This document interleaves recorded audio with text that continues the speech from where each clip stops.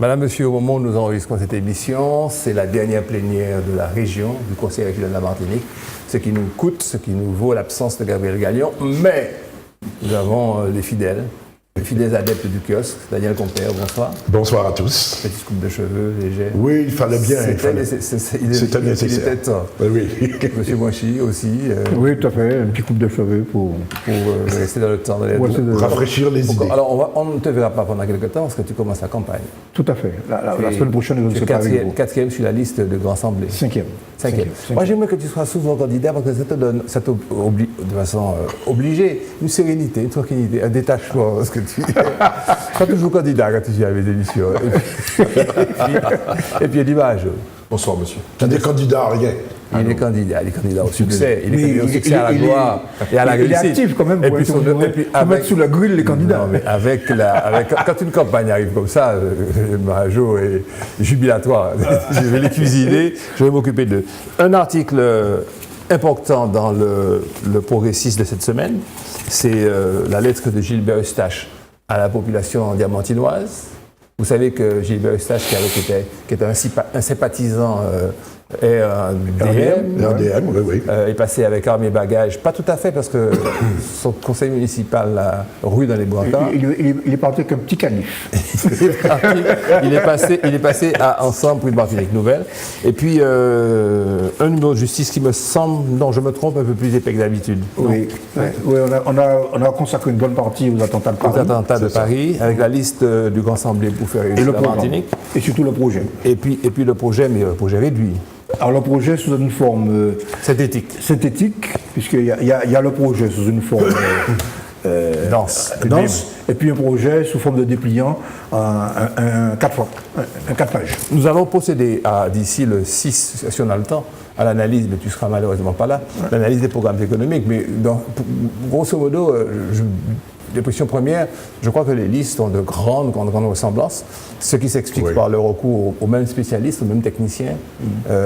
Et pour reprendre la réaction de Gisèle Richet tout à l'heure, nous entendant converser, mais pourquoi il ne faut pas une liste commune? Je vais parler d'ensemble et de répondre que la politique, c'est autre chose qu'un programme économique. C'est une conception, une vision du monde. Une approche différente. Tout à fait, parce que on peut détailler des mesures ou même pour, disons, épater le client électoral, puisque on parle de plus en plus de la politique comme de marché, avec une offre politique, ce qui est une erreur d'ailleurs. Mais c'est la tendance actuelle dans l'analyse. Et puis il faut insister, me semble-t-il, sur la philosophie des programmes et le lien entre les différentes mesures qui sont proposées, leur cohérence. C'est pas un catalogue. C'est pas un catalogue de la redoute. La citation du jour, le bonheur c'est faire ce que l'on veut et vouloir ce que l'on fait, de François Giraud. Pourquoi cette citation? Parce qu'à cette époque tourmentée, je crois qu'on ne peut vraiment pas faire ce que l'on veut et vouloir ce que l'on fait. Tous les plans sont changés. Je dirais presque faire ce que l'on peut. Ce que l'on peut, c'est la situation de défense. On va parler des attentats de Paris, mais dans une perspective, ça fait déjà une semaine, et au moment où l'émission sera j'allais dire publiée, ça fera, mais au moment voilà, exactement, demain soir, vendredi, nous enregistrons le jeudi, on ne va pas la jouer faussement, voilà. Donc après la stupeur, pour reprendre le titre d'un article que tu me montres, la réflexion, bon, on ne va pas sortir les faits, on ne va pas savoir si Abdaoud et tout était là, pas là, on ne va pas faire tout ça, on va essayer de réfléchir, surtout du point de vue de Martiniquais, si vous voulez bien. Donc cet exercice, je vous ai demandé d'y penser. Tout a été dit, quoi, les aspects philosophiques, factuels, presque tout, parce qu'il y a eu des rebondissements. On va non plus parler des rebondissements, ont été traités par les différents médias. Alors, c'est le paradoxe pour nous, Martiniquais, à 8000 km, et un signe du paradoxe, c'est que on fleurit sur les sites sociaux la collage, si le mot il faut un néologisme, du drapeau bleu-blanc-rouge à l'indication du détenteur des adresses et des sites dans Facebook par exemple, pour montrer en guise de solidarité. Bon, c'est vrai que nous sommes français. C'est vrai que ce qui a été fait a porté la tête à la France.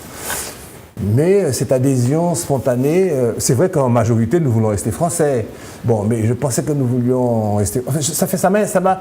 Après, j'ai trouvé ça normal, après réflexion. Donc, pourquoi pas? Pour le Barou, ça fait longtemps qu'il ne donne plus le bouton à quiconque. C'est à l'époque du gauchisme, les maladies infantiles du communisme, que le drapeau sur le Fort Saint-Louis nous mettait mal à l'aise. Bon, on a fini avec ça, on est passé à autre chose. Bon, ça, c'est un petit fait qui montre l'évolution des choses. Si tu permets, je t'en prie. Très, très brièvement, ça fait partie de ce que j'ai toujours considéré comme l'un des paradoxes majeurs des Antillais. On veut tout et son contraire. Oui, mais je ne sais pas si c'est c'est si tranché. On est paradoxaux, ça ne veut pas dire que ça soit tout et son contraire. On est paradoxe. Ouais. Bon. Alors laisse-moi faire l'inventaire des petites choses que je voulais évoquer, puis après vous allez gloser sur notamment le paradoxe. Nous aurons des enfants qui iront à la guerre.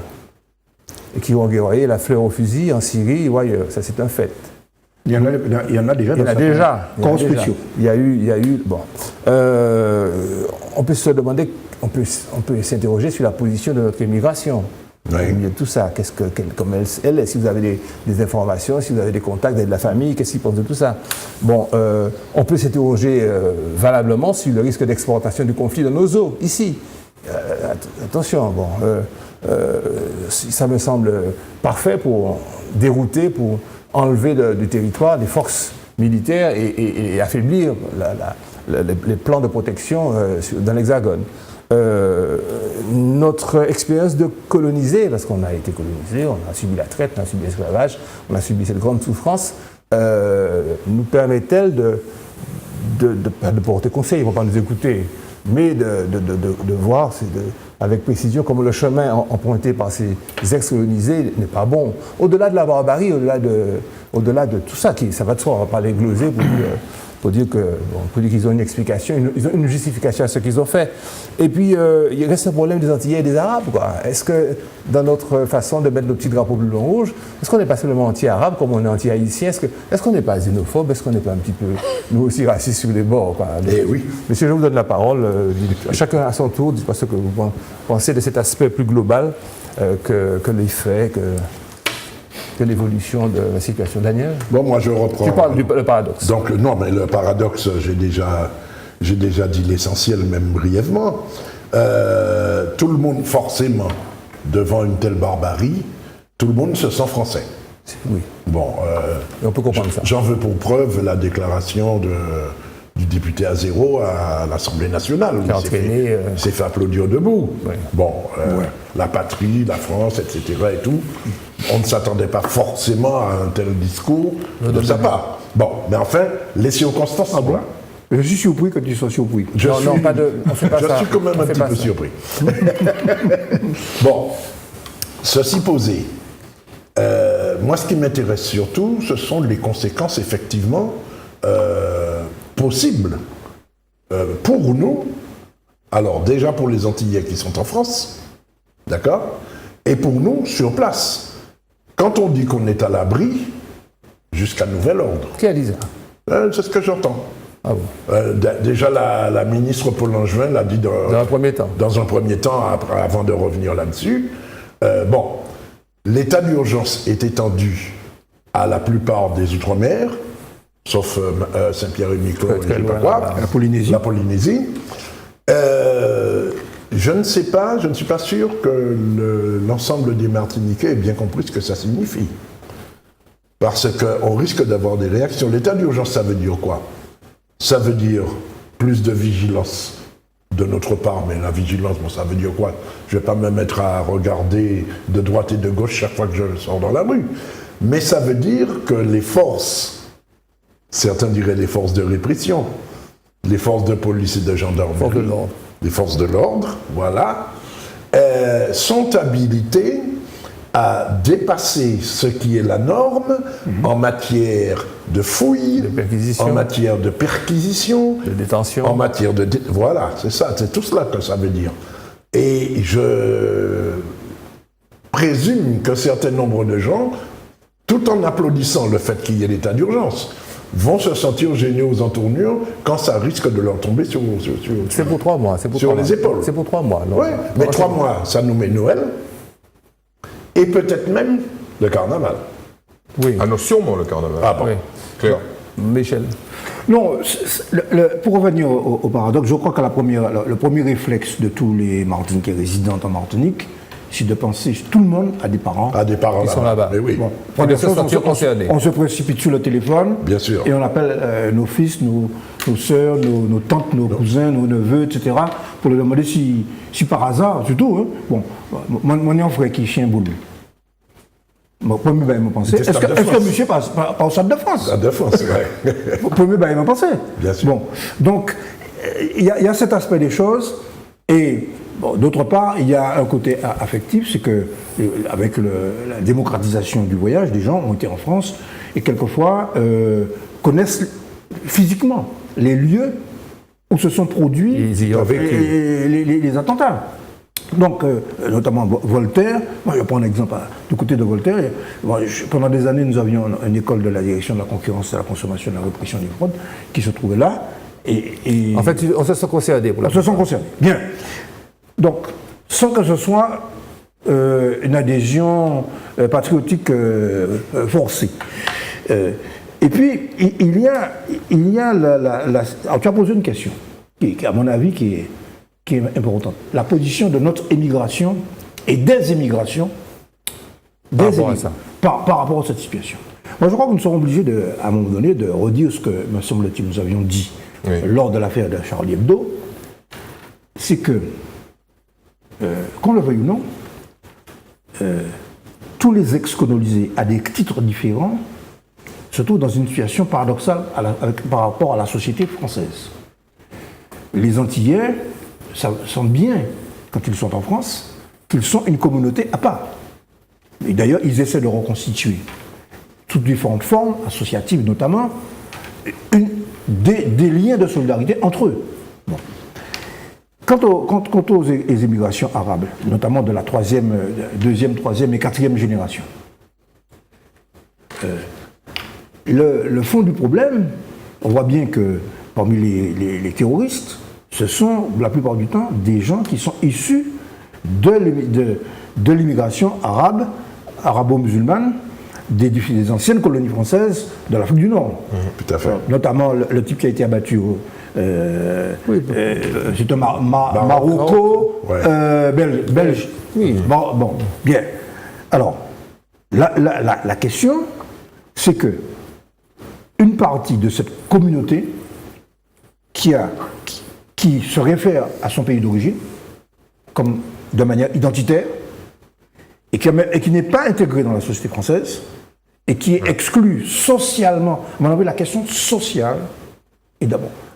Et qui, en plus, risque c'est là le piège de Daesh, de se sentir stigmatisé. C'est ça le risque. Et je pense que j'ai entendu le président Hollande, il a dit attention de ne pas verser dans la stigmatisation dans laquelle une partie de la droite sécuritaire essaie de le pousser. Et ça, mais néanmoins, quelquefois les gouvernants vont moins vite que l'opinion. L'opinion, elle, va dans cette direction. Okay, c'est vers cela que pousse Daesh. Ouais, tu vas reprendre la parole. Eddy ? Non, je crois qu'on a la répétition et forcément notre analyse va être un peu répétitive. La répétition des émotions, démultipliées bien évidemment, par rapport à janvier et l'attentat contre Charlie Hebdo. Ce qu'il y a de nouveau... Sauf qu'on pouvait quand même, pour l'attentat de Charlie, avoir une justification des réserves intellectuelles, uniquement rationnelles, que nous pourrions émettre de la provocation. On pourrait quelque part de chercher. C'est sur ça que je voulais rebondir. Les gens du Bataclan, vas-y. Voilà, c'est sur ça que à la seule différence que ceux qui cherchaient une justification ou parfois des excuses à Daesh en disant ouais mais bon les types ils ont provoqué etc. Ils l'ont cherché. Aujourd'hui ils sont quand même privés d'arguments. Bon, et ça c'est terrible. Alors que nous ici nous avions déjà dépassé ça en disant attention il y a quelque chose derrière. Et on avait déjà dit à l'époque que une part non négligeable de l'immigration antillaise avait été séduite par l'islam et que des Martiniquais, des Martiniquaises, des Guadeloupéens, des Guadeloupéennes, des Guyanais, etc., étaient convertis à l'islam et pour une part d'entre eux, s'étaient radicalisés et allaient même combattre, on l'a vu, puisqu'il y a eu un Martiniquais qui s'est fait sauter en Irak. Bon. Et ce fameux réunionnais qu'on nous montre sur toutes les coutures, sur les sites sociaux. Voilà. Aujourd'hui, un Martiniquais de 19 ans, ou un Guadeloupéen, on ne sait pas. Oui, un Antillais. Un Antillais qui a confectionné les gilets avec lesquels les types se sont fait sauter. Bon. La vraie, à mon avis, le cœur de la réflexion, c'est de dire est-ce que la France a enfin compris qu'elle était un pays méchant? Il y a 3 pays méchants. Israël, on est d'accord, dans la communication globale, il y a 3 pays méchants. Israël, l'Amérique, les États-Unis, et puis la Russie. Et puis la Russie, c'était ça, les pays méchants. Moi, je pense qu'il faut assumer le rôle de pays méchant ou pas. Tu t'engages avec des justifications qui, à mon avis, sont totalement illégitimes. Dans un conflit où tu n'as aucun intérêt réel, aucun, sauf un intérêt, j'allais dire, de politique intérieure. Tout à fait. Ah, ça c'est juste. Hollande n'a aucun intérêt à aller bombarder la Syrie. Aucun. Ok? Donc il y va parce qu'il y a au départ une problématique humanitaire. Vous vous rappelez comment ça a commencé? Le type, il y va tout simplement parce que Hafez el-Assad, enfin Bachar el-Assad utilise des armes chimiques. Soi-disant. Bon, oui, mais enfin pas soi-disant. Non, mais c'est pas ça le débat. Non, soi-disant. Mais il a attaqué. Bon, ok, bon. Et cette réflexion-là, je pense qu'il faut qu'on l'ait aujourd'hui, en disant est-ce qu'on est prêt à faire la guerre? Est-ce qu'on est prêt à assumer? Si des gens disent ok, on assume, parce que là, ça peut être légitime à ce moment-là, parce qu'il y a des raisons, etc. Il faut assumer. Et maintenant, non seulement il faut assumer, mais il faut aller plus loin. Tu ne peux pas rester là en disant, bon, il y a 2000 mecs qui sont prêts à se faire sauter, on va les surveiller. Les États-Unis ont réglé le problème, les Russes ont réglé le problème. Les Russes ont eu une problématique majeure, hein. La Tchétchénie. Ok, mais est-ce que la population française est consciente de ça? Parce que quand tu règles le problème en Tchétchénie, tu tues des dizaines de milliers de personnes. Ok, je vous rappelle, et puis je finis avec ça, que Poutine a été confronté à une prise d'otage où il y avait plus de 300 personnes dans une école. Et il a dit la chose suivante. Tuer ça. Tuer ça. Bombarder. Ok, donc il se peut très bien que dans quelques jours ou quelques semaines, François Hollande soit confronté exactement à la même chose. La même problématique. À la même problématique. Alors, nous, on peut chanter la Marseillaise tant qu'on veut. Hein. On peut chanter la Marseillaise tant qu'on veut. Il faut qu'on réfléchisse à ce qu'on est prêt à accepter et non pas pleurer ou être contre. Il faut. Faut pas se contenter de mettre le petit logo bleu, blanc, rouge sur son adresse Facebook. Il faut savoir qu'un cousin va s'engager, lui, il faut l'encourager à aller s'engager et puis partir. Des deux côtés. L'un ou l'autre. Voilà. Ouais, c'est un peu comme la guerre d'Espagne. On passe à autre chose. On reste toujours un autre volet de la même question. Il y a un mot qui n'a pas été prononcé et je pense qu'il faut qu'on pousse la réflexion jusqu'à là. Ce qui est terrible, c'est qu'on est en train de nous faire avaler l'idée qu'il y a une guerre, donc de la France contre Daesh. Or, il y a une guerre civile de Français, d'origine étrangère, effectivement, mais Français contre d'autres Français. Parce que c'est pas des Syriens qui sont venus, c'est des Français. Des Français qui sont venus. Donc il y a une guerre, il y a un début de guerre civile en France. Et c'est ça le paradoxe. Formidable, tu imagines? Alors, si on doit se battre contre l'État islamique, dit Daesh, pour que les gens comprennent bien, alternativement on dirait Daesh ou l'État EI, l'État islamique, il faut savoir quand même que c'est un État qui n'est pas un État au sens... Alors certains disent un proto-État. Un proto-État, la formule est belle. Qui a quand même une fortune de 2200 milliards de dollars. Ouais. Que ce proto-État contrôle 80% des infrastructures majeures de la Syrie et presque 10 à 15% de la production irakienne de pétrole notamment, a des revenus tirés des taxes prélevées sur les territoires qu'il contrôle en Syrie et en Irak, ça rapporte $1 milliard, que l'EI, donc l'État islamique de la province de Ninive, fonctionne 50%, même s'il ne gagne pas beaucoup, du salaire des 60 000 fonctionnaires de la région, tous les mois, vous voyez la moitié, c'est plus que la dîme de nos amis bien-aimés évangéliques ou autres. Dîme veut dire le 10e, ce qui rapporte 500 et 600 millions de dollars par an. Entre 5 et 10% des importations de coton en Turquie sont le fait de l'État islamique, ce qui rapporte 20, certains disent jusqu'à 100 millions, parce que tout est en coton, les t-shirts, les djellabas en coton, en Turquie. Des revenus qui tirent du gaz, du ciment, du blé, du big business, des donations qui lui sont faites. On sait que Qatar et tout ça. Plus les aides de l'Arabie Saoudite. L'Arabie Saoudite. C'est pour ça que j'ai mis donation. Ouais, j'ai oublié de dire l'Arabie Saoudite. L'Arabie Saoudite, ah oui. Du kidnapping. Et puis du commerce sexuel. Alors bon, pas pour faire rire, ou pas pour faire sourire, pour faire pleurer. En moyenne, les filles et les garçons âgés de 1 à 9 ans sont vendus 150 €. Les adolescentes, 100 €. Les femmes, paradoxalement, entre 20 ans et 30 ans, moins cher, 70 €. Et puis, la cerise sur le gâteau, si cette formule ridicule peut s'appliquer, c'est qu'ils prélèvent sur les corps des captifs, de leurs propres soldats qui sont morts et des soldats adverses, et des prisonniers blessés, ils contrôlent des organes qu'ils vendent sur le marché international. Et Daesh, en conclusion, contrôle 130 banques. Ouais. Voilà l'ennemi qu'il faudra, et qui va se faire battre, il n'y a pas de problème. Une coalition américaine, russe et française, mais c'est pas évident que ça se fasse comme ça, facilement, comme un coup de gomme à donner sur un cahier de brouillon d'écolier. Il s'agit, en fait, oui, et le terme me semble approprié, d'éradiquer. Éradiquer, ça veut tout dire, hein. Ça ne veut pas dire simplement... éliminer physiquement. Il y a aussi, tu parles, l'idéologie et l'idée, la pollution mentale. Voilà. Michel. Oui, alors, dans ce que tu as dit, il y a quelque chose d'important. C'est le fait que, bien sûr, il y a ce racket, mais le principal des ressources vient du pétrole, oui, et qu'il est vendu au marché noir, et les informations sont toujours, pour le moment, n'arrivent pas à franchir dans les agences occidentales la vérité. Il est vendu en Turquie, dans le port d'Olan, en contrebande, avec la complicité de l'État turc. Voilà. Bon.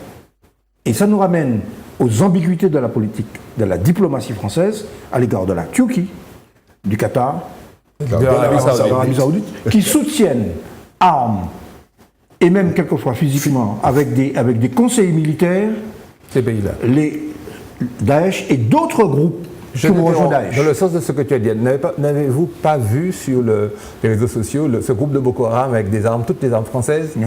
C'est quand même pas ça. Alors par exemple, le Qatar qui soutient les frères musulmans, a reçu des armes de la France, ouais, qui se sont retrouvés à la fois dans un groupe qui n'était pas au départ État islamique, Al-Nusra, qui a rejoint ensuite Al-Qaïda. Et puis aussi en Sardine et Moujao au Mali. Ouais. Donc, il faut quand même qu'à cette occasion, que la diplomatie du président Hollande se clarifie.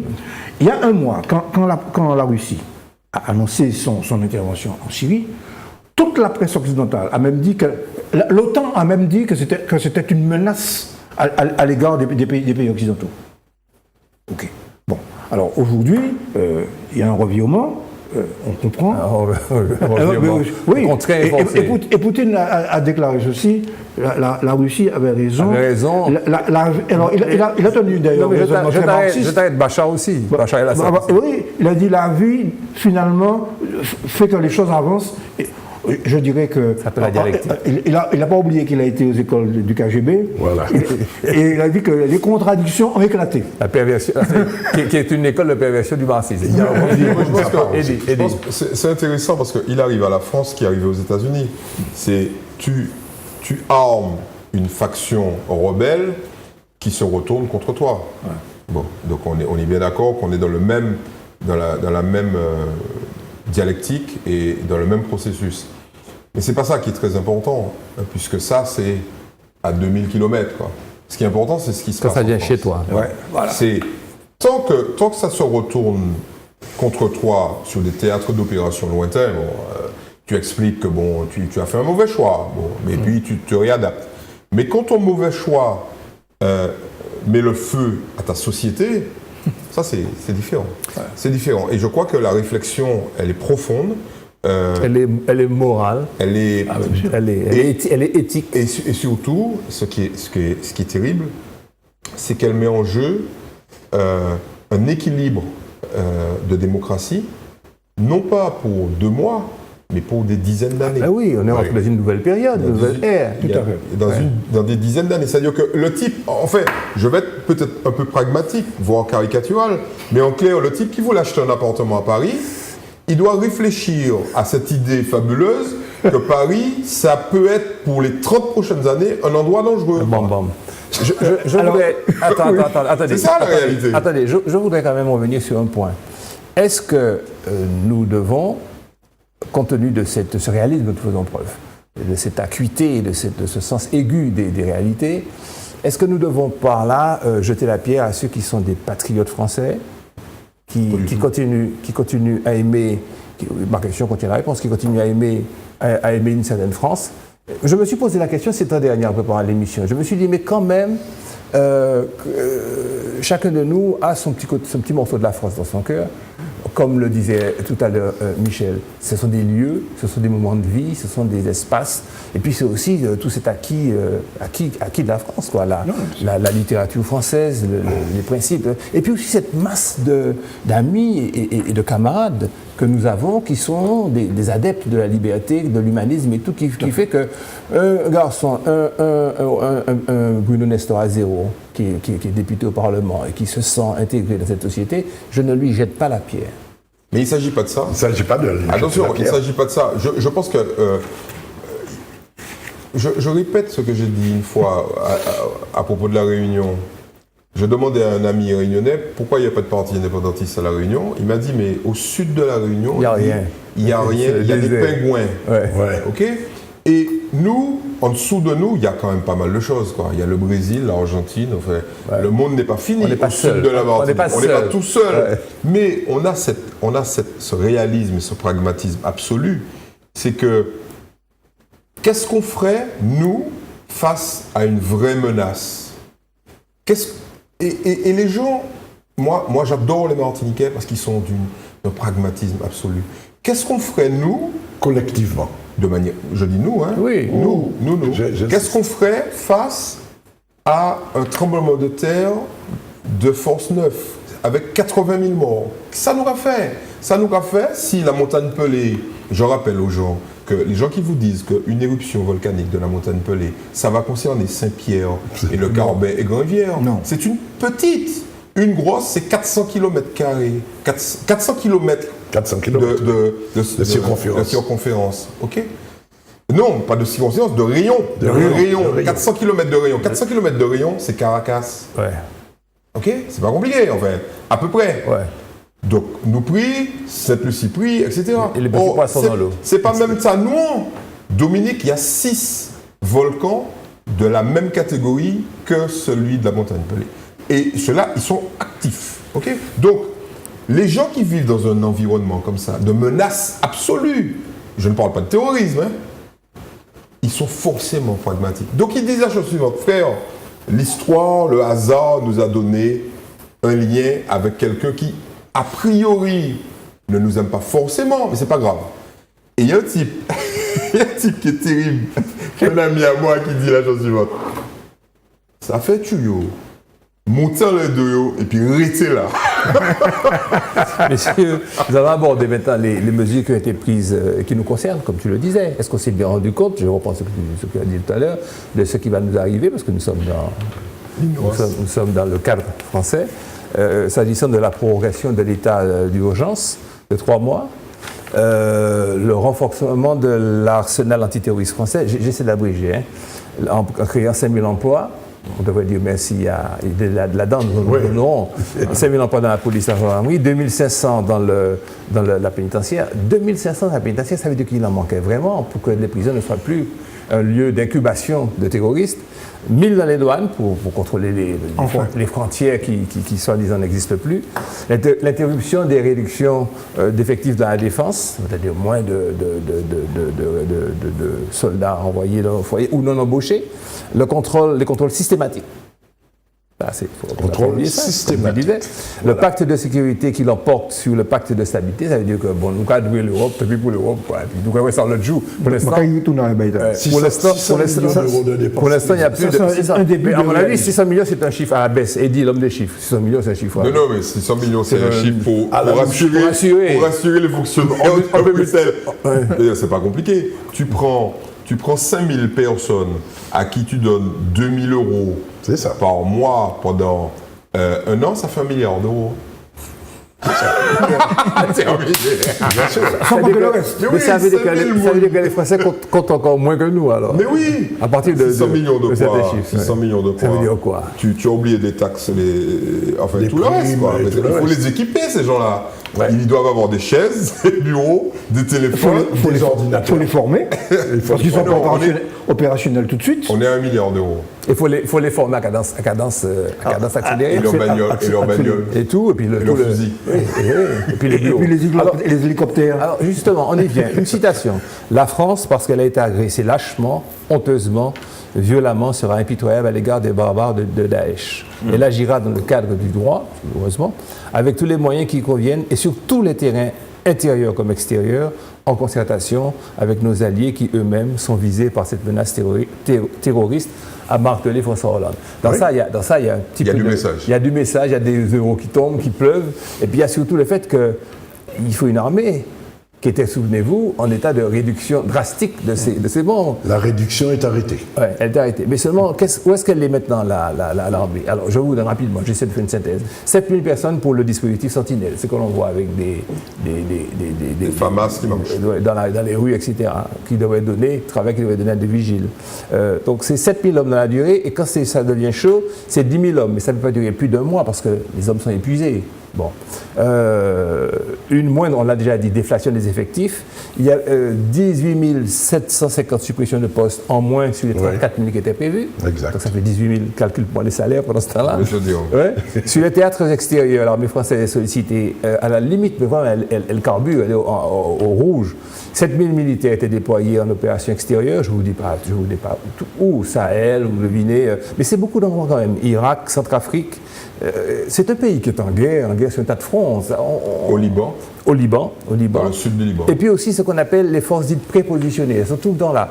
C'est Djibouti, Côte d'Ivoire, Émirats Arabes Unis, Guyane, Antilles, Nouvelle-Calédonie. Et puis on n'a même pas cité dans mon inventaire toutes ces petites îles là où il y a quand même 3, 4, 5, 6, 10. Les petites îles dont on ne connaît même pas les noms là, qui sont des territoires qu'il faut occuper. Parce que Kerguelen, par exemple. Donc, et en plus, j'ai découvert qu'il faut tripler ces chiffres parce que pour un homme en guerre, il faut un homme que l'on entraîne, il faut un homme qu'on entraîne, et puis il faut un homme qui est en permission. Ils appellent ça dans leur sabir, ils appellent ça en réparation. Bon. Un reconditionnement, voilà. Alors, l'armée de l'air, vous le savez, tous les avions volent, vous l'avez bien vu, ils sortent. Et au total, il y a 6 Rafales qui sont au combat. Et puis, chaque sortie de Rafale, vous savez ce que ça coûte? 80 millions d'euros. Rappelle-le-nous. Moi j'avais trouvé comme chiffre 50. 80 millions en réalité. Ouais. C'est entre 50 et 80 selon les. Puisqu'ils ont un rayon d'action. Le rayon maximum c'est 80, le rayon moyen c'est 50 millions. Le type sort, bouffe 50 millions. Sorti, quelques bobinettes lâchées. Le prix de la bobinette, voilà ce que ça coûte. Et il y a eu 11 frappes en Irak cette semaine, 3 en Syrie, 285 frappes depuis. Et plus de 100 tonnes de bombes larguées. Plus de 100 tonnes de bombes larguées. Alors, c'est la guerre. Alors c'est là quand même qu'il faut faire une observation. Tous les généraux qu'on a vus défiler sur les plateaux de télévision vous disent, avec quelle que soit leur tendance, que les frappes aériennes ne résolvent pas, ça sert à rien. Ouais. Bon, autrement dit, ils le disent à demi-mot, si on veut éradiquer Daesh, il faudra bien passer des hommes à terre. Au sol. Ou alors faire alliance avec, il y a deux groupes qui peuvent combattre Daesh. C'est l'armée syrienne qui malgré les coups qu'elle a reçus, est encore opérationnelle, ou les Kurdes. Les Kurdes, voilà. Donc, les Peshmerga, et donc dire à la Turquie d'arrêter de massacrer les Kurdes. Voilà. Ouais. Tout à fait. Ou l'armée turque. Hein. Ils sont tellement fous, ils sont capables de chaîne politique.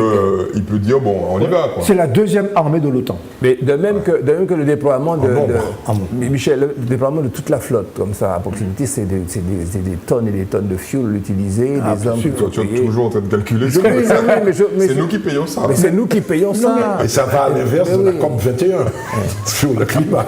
C'est évident. C'est évident. Et le pacte de sécurité doit supplanter le pacte de stabilité. On a envie de dire que Hollande aurait pu le faire déjà depuis longtemps sur la question sociale, en France même. Ça fait moins de morts. Voilà. Ouais, oui, voilà. Ça ne fait que des blessés. Je me rappelle que Eddy Marajo disait à l'occasion de Charlie Hebdo que si on veut résoudre le problème, précisément ce fameux problème intérieur en France, c'est que les milliards, il fallait les dépenser dans les banlieues. C'est évident. Ouais. Est-ce que vous pensez qu'une coalition composée des États-Unis, de la Russie, de la Turquie, comme on le disait, de l'Iran, on va oublier l'Iran, et puis les pays du Golfe, est-ce que ça n'arrêterait pas dans les 6 mois cette histoire-là? Tout à fait. Ok, bon. Et de la Grande-Bretagne. Ouais. Alors il y a une question aussi, c'est que l'avance technologique que les pays occidentaux cette avance technologique ne permet pas à ces pays de réellement affronter les cyberattaques, les engins explosifs bricolés par des Guadeloupéens ou Martiniquais, des snipers, les attaques suicides, telles que notre armée, maintenant on peut le dire, notre armée a affronté en Afghanistan et au Mali, et ce sont toujours les militaires. J'ai vu justement l'un de ceux-là dire que ça c'est difficile, c'est pas un combat traditionnel. Donc on a beau avoir tous les outillages technologiques possibles, mais ça c'est difficile. Il y a quand même un élément qui est quand même terrible, sur lequel parfois bon, je passe quelques minutes, il faut quand même s'arrêter à ça, c'est la communication sur les victimes. La presse européenne et occidentale de manière générale a des chiffres très précis sur les gens qui, chez nous, meurent, mais ne communique jamais d'infos sur les gens qui, en Syrie ou en Irak, meurent. Mais ça n'intéresse personne. Mais c'est ça qui est terrible, c'est-à-dire que tu te dis, à un moment tu commences à réfléchir, c'est pas que je sois favorable à Daesh, hein, bien évidemment non, mais je me dis la chose suivante, mais tu lâches 2 bombes sur un type et tu tues 400 personnes, des femmes et des enfants forcément, parce qu'il n'y a pas que des soldats, et puis de toute façon les soldats, Daesh, il n'y a pas de soldats. C'est ce que j'allais dire. Pas ni soldats, ok, c'est beau gars de tous côtés, ils sont dispersés. Donc quand tu attaques une ville comme Raqqa, ou bientôt Mossoul, tu tues des civils. Quand tu lâches une bombe de 250 kilos, ça tue 400 personnes, facilement. Ouais. Indifféremment. Qui est-ce qui dit ça? Les seuls à dire ça sont des gens qui sont des radicaux, qui sont dans l'opposition et qui, c'est, on va dire, l'organisation, une ONG syrienne, la Ligue pour les droits de l'homme, l'OSDH, qui compte contrôlé par les frères musulmans. Voilà, qui sont des radicaux, mais ils disent bon, ben, il y a des morts. Bon, ils les comptent vraiment, des deux camps. Ouais. Mais ce n'est même pas repris par ça n'intéresse pas. Ça n'intéresse pas. Donc, en fait, l'idée, et moi je suis pour qu'on assume. C'est-à-dire que chaque fois qu'on sort, on tue 1200 personnes, ok? Parce que quand tu lâches 6 rafales avec chacun 4 bombes de 250 kilos, tu fais le calcul, tu tues 1200 personnes. Et nécessairement, tu tues des civils. Bon, il est normal qu'au bout d'un moment, le type se dit, bon, mon capitaine, tu sais, messieurs. Or, soit on assume et on dit, de toute façon, il faut le faire. Il faut le faire pour telle ou telle raison. Et madame, monsieur, je le répète, ils vont venir se venger. En fait, l'idée, c'est ça. On les attend de pied ferme. Voilà. Et puis nous la population. Et puis nous cagoumets. Et puis après, ils vont descendre aux Antilles. Les Antilles se préparent aussi. Ce que le gouvernement français n'a pas encore dit, c'est la vérité, c'est de dire, bon, là, les mots ont été lâchés quand même. Ok, on est passé de Charlie Hebdo, une attaque lâche et vile, à nous sommes en guerre. Tu as vu l'évolution sémantique. Mais en guerre, ça veut dire quoi? Et tu as raison. Valls est peut-être le seul à le dire. Ils viennent dire, bon écoutez, c'est pas compliqué. Hein. On est en guerre, ça veut dire que quand vous allez descendre dans le métro, nous pouvons avoir une attaque au gaz moutarde. Absolument. Tokyo. Tiens. Alors, Tu te rappelles, Tokyo, Alors, gaz moutarde. Gaz de sarin. Gaz sarin, mais... Alors, c'est l'occasion d'une révélation.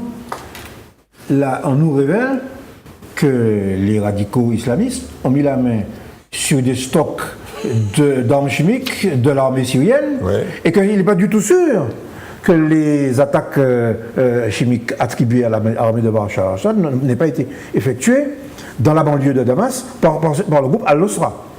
Oui, on sait que les deux l'ont utilisé. Il y a 15 jours, il y a 15 jours, il y a des rapports. Il y a 15 jours. Autrement dit, la vérité commence à apparaître. Non, mais tu sais très bien que dans tout ça, la manipulation est totale. Il y a 15 jours, Daesh a utilisé du gaz moutarde. Et ils ont tué des dizaines de personnes. Ok.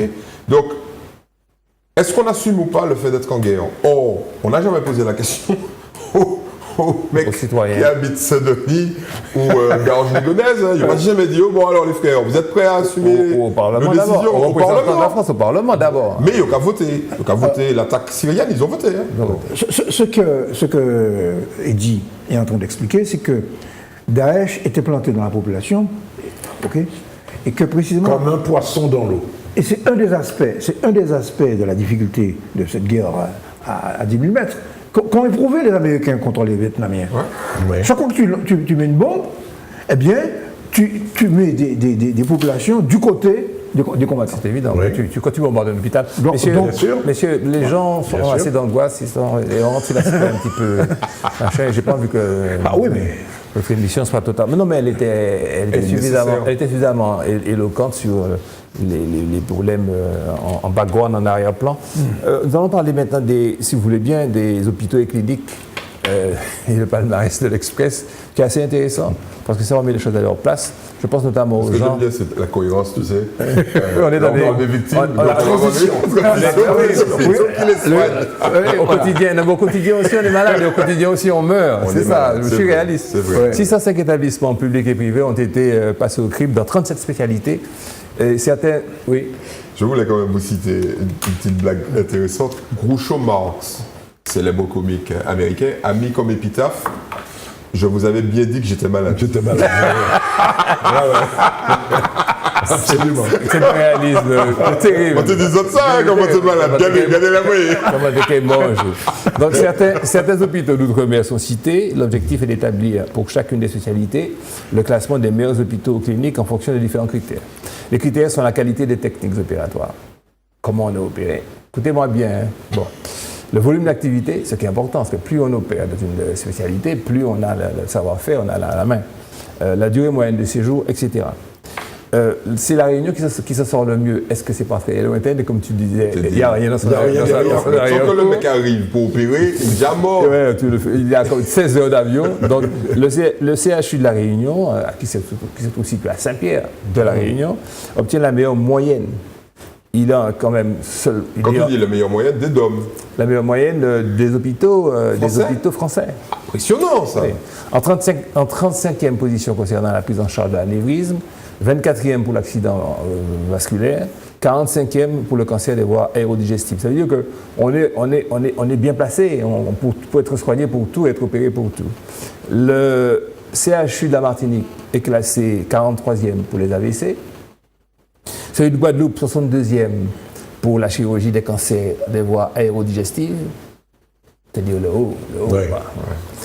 Pour la chirurgie de la cataracte, Dieu seul sait si nous, peuple de couleur, ici on a des problèmes au niveau des yeux. Chirurgie de la cataracte, plusieurs cliniques des outre-mer sont citées, écoutez-moi bien.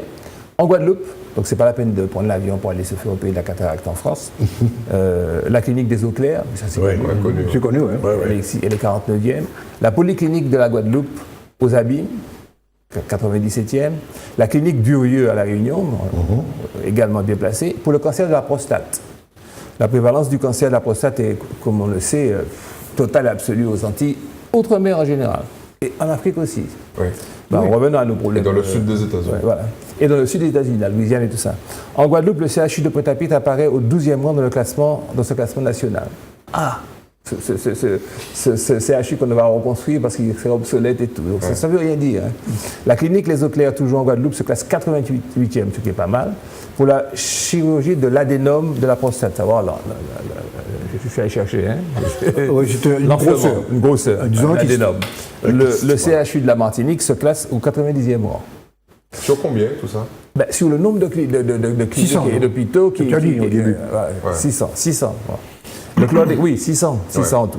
Le chlordécone, public et privé. Le chlordécone entraîne de plus en plus d'accouchements. Alors, non, ça c'est un autre sujet. Ça, c'est un autre sujet. On va parler que...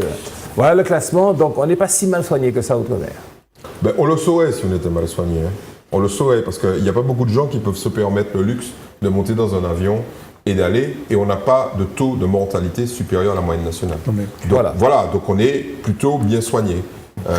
Par contre, il existe encore un taux de fuite relativement important, et il existe un nombre encore trop important de gens qui ont peur d'être soignés ou qui n'ont pas recours à la médecine. Tout à fait. Voilà. Tout à fait. On a fait un sujet comme ça. Mais ce que tu as dit est vrai, c'est que une des explications, notamment pour le cancer de la prostate, c'est que précisément, plus tu opères, plus tu acquiers du savoir-faire. Donc, contrairement à certains de mes amis qui vont à la Pitié-Salpêtrière se faire opérer par le professeur Debré, qui a pris sa retraite d'ailleurs. Qui a pris sa retraite. Bon, on opère. Et qui se font opérer par un assistant de Debré ou un. Oui, parce que c'est Debré. Ils sont dans le service de Debré. Ils sont dans le service de Debré. On a tué ça, maman. Attention. Attention. Ici en Martinique, le cancer de la prostate est beaucoup mieux soigné que dans beaucoup d'hôpitaux de France. Oui, Daniel. Je reviens à mon terme de paradoxe. C'est évident. Nous avons ici des hôpitaux Compétents. qui sont en gros très compétents, mais il y a toujours beaucoup de gens qui disent « Ah non, je vais me faire opérer. » Non, mais c'est les gens qui ont les moyens, attention, messieurs. Pas forcément, pas forcément. Non, mais il faut... Il y a des chiffres terribles. Hein. Je veux dire, le nombre de personnes qui passent à la Ménard chaque jour, aux urgences, c'est des milliers. Oui. Sur l'année, ça fait des dizaines, voire des centaines de milliers de personnes. Oui. Donc, on est dans un usage de l'hôpital qui est optimal ici. Hein, attention. En matière de santé publique, il faut voir les statistiques, les chiffres, et non pas les exceptions. C'est énorme. En fait, ce que je veux passer comme message, c'est que les hôpitaux martiniquais ne sont pas désertés par les Martiniquais. Au contraire. D'accord. Oui. Ceci étant dit, pour une raison ou une autre, tu vas faire des analyses, des examens en laboratoire, tu as une population à 90% de femmes. Hein. Ce n'est pas à 100%, comme si les hommes n'ont pas besoin de faire de check-up, de bilan, comme s'ils n'ont pas besoin de s'occuper. Mais les hommes ont peur de ça. Tu ne voudrais pas les savoir. C'est une fuite. On passe au chlordécone. Mais de toute façon, ils savent qu'à moi avant. Ouais. Donc à quoi bon faire des examens? On a eu ça, surtout on va surtout leur dire d'arrêter de boire d'arrêter de boire de la graisse, arrêter de faire des choses qu'ils aiment faire. Pas pour ponche, pas pour... Il sait qu'il faudrait faire ça, lui-même, il le sait déjà. Oh, madame, et puis manger. Et puis ça m'a rappelé ça. J'ai lu une statistique récemment sur l'espérance de vie des femmes, je crois que c'est 85 ans, et celle des hommes... Donc 85 ans, tu es... 78. Oui, non, 78. 78. Donc 85 ans, tu es en bas. Ça monte, hein. Ça monte encore plus. Oui. Ah oui, ça monte. Je crois que c'est 86 pour les femmes. 86 ans, et puis 80 ans. En fait, c'était à 79, 80. 86 pour les femmes. Messieurs, un aspect de ce que l'on sait déjà, que le chlordécone entraîne des conséquences graves pour la santé publique, c'est que le chlordécone entraînerait de plus en plus d'accouchements prématurés en Martinique. On savait déjà que la pollution est dangereuse pour la santé. C'est une palissade. Et c'est une pollution durable. Absolument. Alors, il faut... Attends. Oui. Je précise, je finis la présentation du sujet. C'est une question posée lors d'une conférence débat organisée par l'AMSES de Mme Pélage, qui est tête de liste sur une section de l'UDI. Donc, son association s'appelle l'Association médicale pour la sauvegarde de l'environnement et de la santé. Et ce qui est intéressant, c'est que beaucoup de médecins à la retraite l'accompagnent, notamment notre ami Jacques Doctoré et tout l'accompagnent, et tous, de leur expérience, de leur fin de parcours atteste d'une recrudescence et d'une augmentation des différentes conséquences des pesticides en général sur la santé des Martiniquais. Des gynécologues, des pédiatres. Lui, Jacques Doctoré, il est spécialiste des poumons. Tout à fait. J'oublie le nom de la spécialité. Et ils expliquent que des maladies graves sont provoquées par le chlordécone sur les femmes enceintes. C'était ça l'objet de ce dernier colloque. Des femmes enceintes et sous les nouveau-nés aussi. Bon, il faut le dire. S'il ne peut pas faire. Ouais, alors, il faut mettre un bémol à ce genre d'information. Les associations de défense de l'environnement sont bien et me font penser souvent aux sectes. Attends, Michel. On provoque l'adhésion par la peur. Michel, un bémol. Oui. Michel, Okay. Michel, on communique. Ouais. C'est la raison pour laquelle je dis que c'est ça, de nombreux médecins, pas politisés, pas dans une pratique politique, sont intervenus auprès c'est ça les formations que je donne. Ouais. Et c'est ça la nouveauté, et atteste de ce que, tu vois. Mais les formations justes, c'est de dire des femmes issues de tel milieu social, de telle zone de la Martinique, qui ont consommé qui ont eu une alimentation polluée par le chlordécone. Attends. Pas tout le monde. C'est l'objet de mon information. Non, mais attention. Michel, d'abord, regarde-moi. Ouais. L'objet de mon information, ce n'était pas de discuter du chlordécone et de l'intensité, du côté sectaire. L'objet de l'information, c'est de dire que de nombreux médecins viennent à la retraite, viennent maintenant, parce qu'ils sont plus libres, ils n'ont plus le temps, viennent témoigner, viennent apporter leur témoignage. C'est tout. Je n'ai pas de statistiques, je n'ai pas de sondage, c'est pas de ça que je voulais discuter. D'accord. Oui, ça c'est un fait. On peut se demander quelle est leur motivation. Michel a raison. Quelle est la motivation? Je veux dire, tu es en cours de mandat, on va dire ça comme ça. Hein. Tu exerces, on te dit qu'on déverse des tonnes et des tonnes de cochonneries dans la nature. Tu montes à aucun moment à la télévision en disant c'est un scandale. Enfin, tu montes pas, bon, déjà. Bon, et puis là maintenant que tu es à la retraite, que tu es tranquille, tu viens dénoncer. On peut dire ça aussi. Bon, mais la problématique n'est pas là. Parce que donner ça à la population, c'est un élément d'information. Mais la vraie problématique, c'est d'exiger non pas qu'on revienne, parce que c'est trop tard, ou qu'on répare, c'est trop tard. C'est trop tard. Bon, mais qu'on prouve le lien. D'exiger qu'on prouve. Or, on est en train de faire une espèce de raccourci assez phénoménal qui est de dire il y a eu le chlordécone, maintenant il y a du cancer de la prostate, etc. Et puis on colle les deux. Moi je pense que probablement qu'il y a un lien. Ok ? Mais qu'est-ce qui nous empêche de prouver, de faire des recherches, de dire à l'État, bon frère, tu as contrevenu à la loi, toi-même État, on est d'accord? Bon, les mecs ont triché. Okay. J'ai fait l'inventaire des conséquences de Messieurs, nous exigeons, de ton impéritie. Vous nous exigeons de faire le lien. Mais pourquoi c'est pas fait? Pourquoi ni les médecins qui sont là, ni évidemment les fonctionnaires ne le font? Simplement parce qu'on est dans un état de droit. C'est-à-dire que si un jour il y a des résultats qui prouvent le lien effectif, eh ben, il y a un mec qui va ouvrir son chéquier. Il y a des têtes qui vont tomber. Non seulement il y a des têtes qui vont tomber, il y a un mec qui va ouvrir son chéquier et qui va devoir faire le méga gros chèque à l'ensemble des victimes. Le Mediator, c'est quoi le Mediator? C'est ça. C'est une dame qui tire la sonnette d'alarme. Ouais, le médecin. On la croit pas tant qu'elle ne prouve pas le lien effectif. Elle prouve le lien. Causalité. Voilà, et là, chéquier qu'a ouvert. Pour un autre aspect de la santé, c'est le diabète. C'est une maladie. Attends. Oui. Juste une petite chose. Contrairement à ce que dit Michel, je ne ferai pas la référence à la secte, comme il l'a dit. Quoique par certains aspects, on peut y aller. Sonnette d'alarme. Donc moi j'allais dire, il est bon, sans trop jouer sur les peurs, il est bon qu'il y ait des groupements de pression, qui servent d'alerte. Voilà. Nous sommes d'accord. C'est l'alerte. C'est trop tard. L'alerte, c'est pendant qu'on déversait du chlordécone. Il n'y a pas qu'à mettre du chlordécone. Mais à quoi ça sert de dire... Non, mais c'est ça, la vraie réflexion, elle est là.